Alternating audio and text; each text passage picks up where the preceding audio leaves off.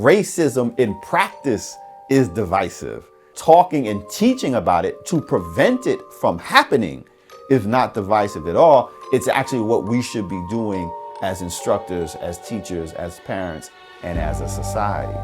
I'm Hasan Kwame Jeffries, Associate Professor of History at The Ohio State University, and this is America, History of Our Nation, published by Prentice Hall, and it is used in 8th grade U.S. history.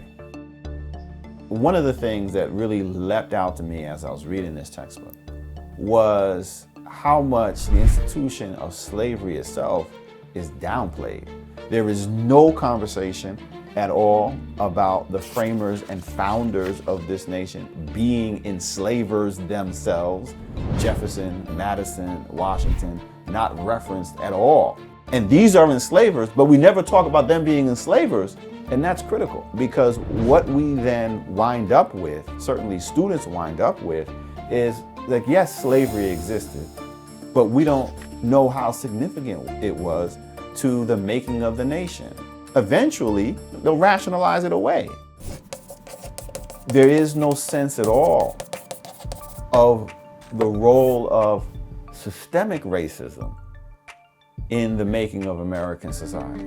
Then we never actually see how that will continue to play out even after slavery is over. And it doesn't mention at all white supremacy, right? There is no conversation at all about the way in which the North is segregated by public policy. And if you don't explain to them that race is a myth, but that racism is real and deployed to justify exploitation and oppression, they'll actually default back to this idea that the problems of oppressed people are a function of their inability to do more. The book I have here is entitled America's History, made for AP US History, published by Bedford St. Martin, and it is approved for use in the states of Texas and Oklahoma. There are some terminology and language issues in here. Enslaved folk are not referred to as enslaved folk, they're referred to as slaves throughout. You create this tension in the mind of the reader that they're still not quite fully human. And that's real and needs to be addressed.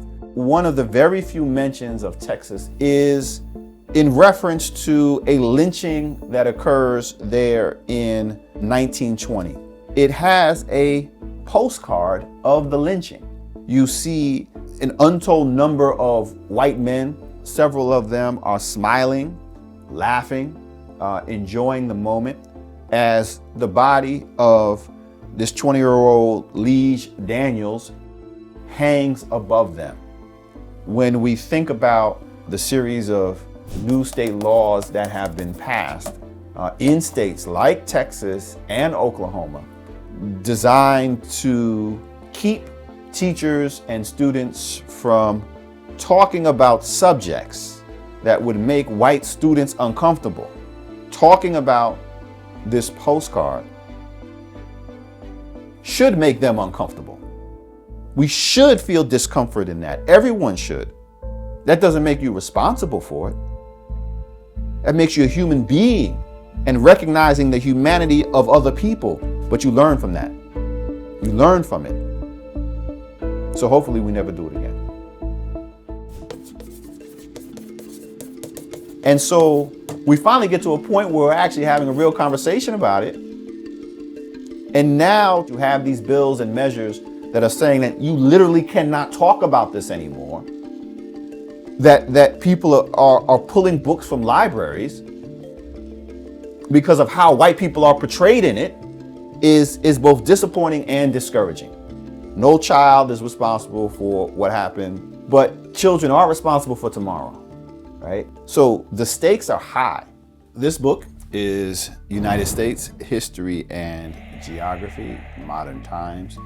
This is the Florida edition, published by McGraw-Hill.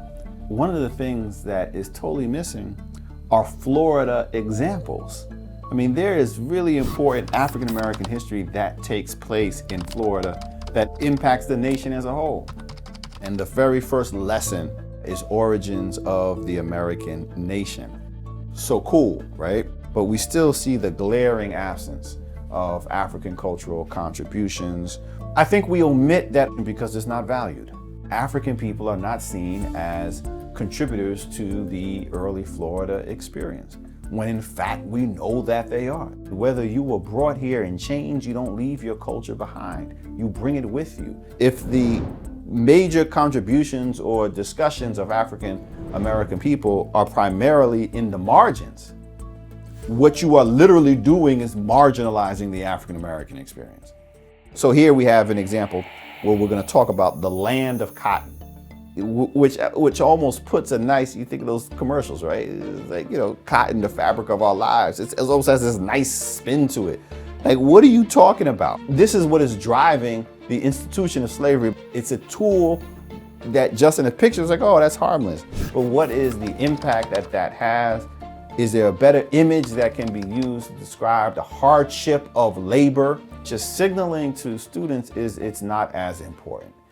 What is it going to take to get these textbook producers and curriculums and state standards to adequately and accurately address the African American experience? It's literally going to take millions of people, and young people in particular, taking to the streets, demanding that history be told in an honest way.